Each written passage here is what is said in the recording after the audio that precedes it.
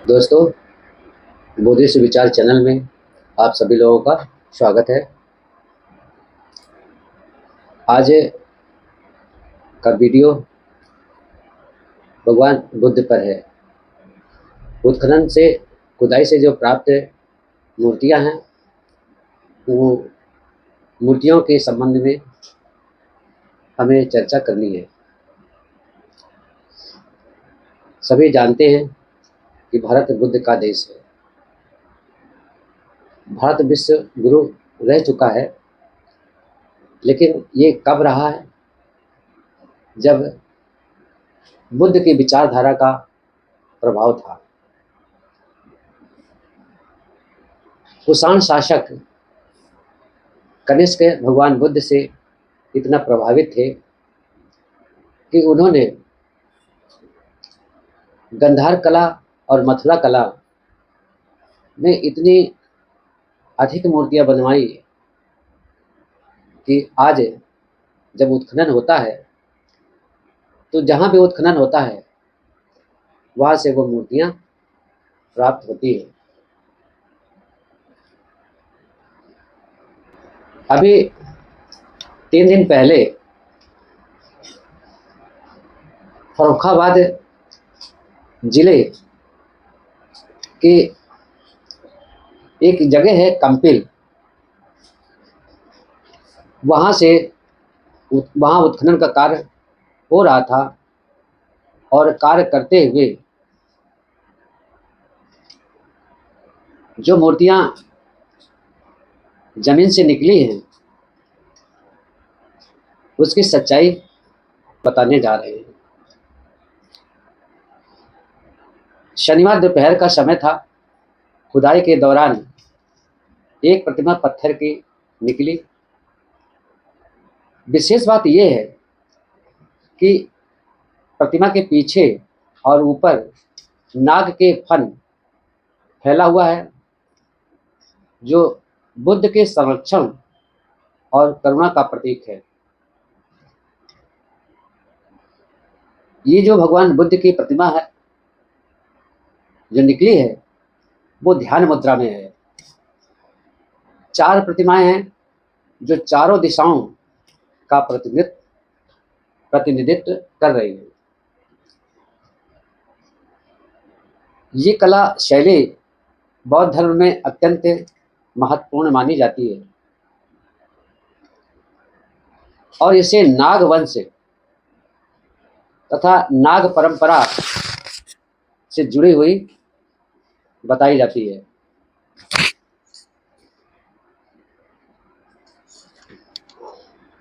बौद्ध धारणाओं का प्रतीक माना जाता है। ये जो प्रतिमा निकली है, ये बौद्ध धारणाओं का प्रतीक माना जाता है।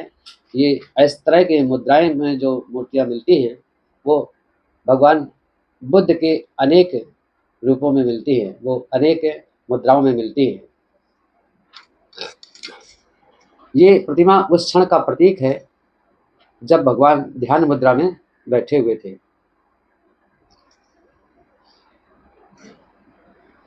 भगवान बुद्ध यहाँ पर वर्षा काल में जो नाग राजा मुचलिंद था, तो जब बरसात हुई तो भगवान बुद्ध को वर्षा से बचाने के लिए वो अपना नाग का जो फन है वो फैला करके उनकी सुरक्षा।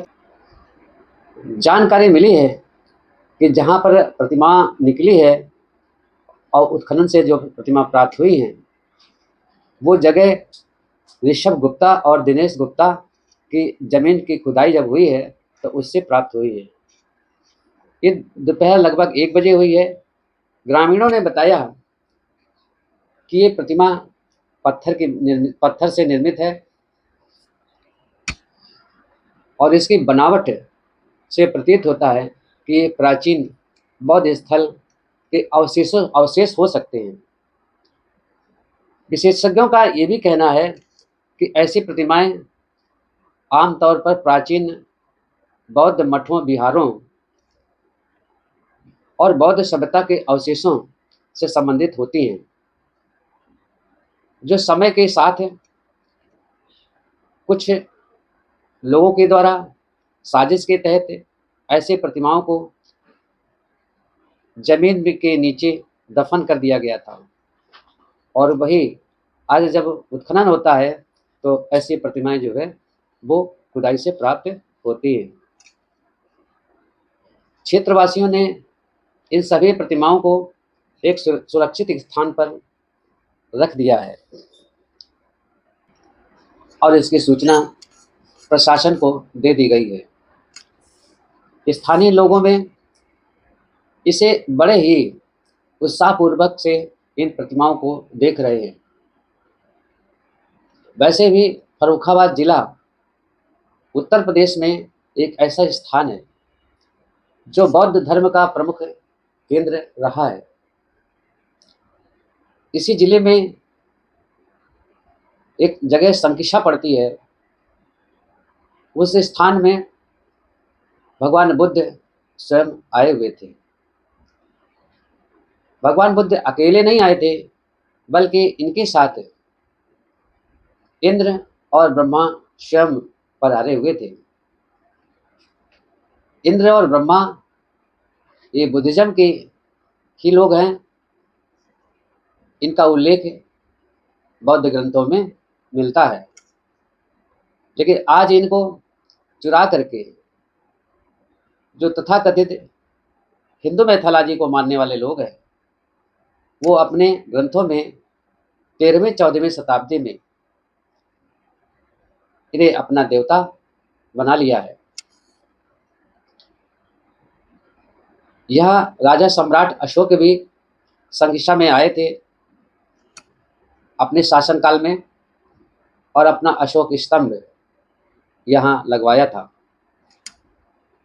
यहाँ पर अनेक बौद्ध विहार हैं, कई बौद्ध स्तूप भी हैं जो आज जर्जर अवस्था में पड़े दिखाई देते हैं। चीनी यात्री फाहियान जो भारत में 399 ईस्वी में आए थे तो अपनी यात्रा के दौरान उन्होंने संकिशा के बारे में काफ़ी महत्वपूर्ण जानकारी दी है और अपनी पुस्तक में वो बताते हैं कि जब भगवान बुद्ध संकिशा आए थे तब भगवान के दर्शन हेतु 8 जनपद के राजा और उनके अमात्य तथा प्रजाजन इकट्ठे हो गए थे। एक भिक्षुणी उत्पल वर्णा ने अपने मन में सोचा कि आज देश के राजा, उनके अमात्य और प्रजाजन यहाँ आए हुए हैं और वो सभी भगवान से मिलेंगे। मैं एक साधारण स्त्री हूँ, कैसे भगवान को हम पहले अभिवादन कर सकूँगी। ये उसके मन में एक चिंता का विषय बना हुआ था। उसके मन के जो विचार थे उसको व्याकुल कर रहे थे, लेकिन तथागत भगवान बुद्ध उसके मन को समझ गए थे और वहीं पर अपनी दिव्य शक्ति से उस महिला को चक्रवर्ती साम्राज्य बना दिया था और सबसे पहले भगवान का अभिवादन उस स्त्री ने ही किया था।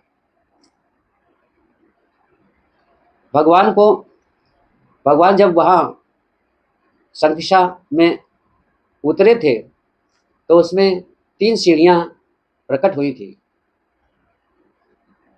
ब्रह्मलोक के महाराजा दाहिनी सीढ़ी में और श्वेत रंग का चामर अर्थात पट्टा जो सफ़ेद कलर का था, सफ़ेद रंग का था, वो लेकर के उनके स्वागत में खड़े हुए थे और देवराज शक्र जिसे हम इंद्र कहते हैं वो बाईं ओर 7 रत्नों से युक्त छत्र लेकर के खड़े थे।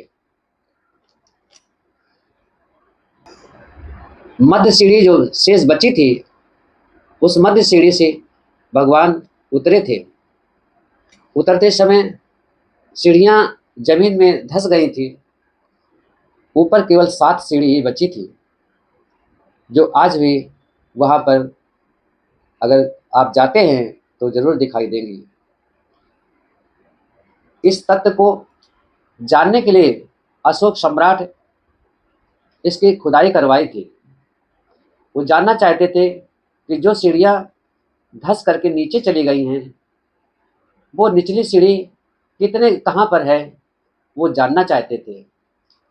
लेकिन अशोक सम्राट के लोगों ने खोदते-खोदते थक गए, लेकिन वो निचली सीढ़ी उन्हें पता नहीं लगा पाए, वो उनको दिखाई नहीं दी। अशोक की श्रद्धा और अधिक बढ़ गई, जिसके कारण उसने आरोह विहार बनवाया था वहाँ पर।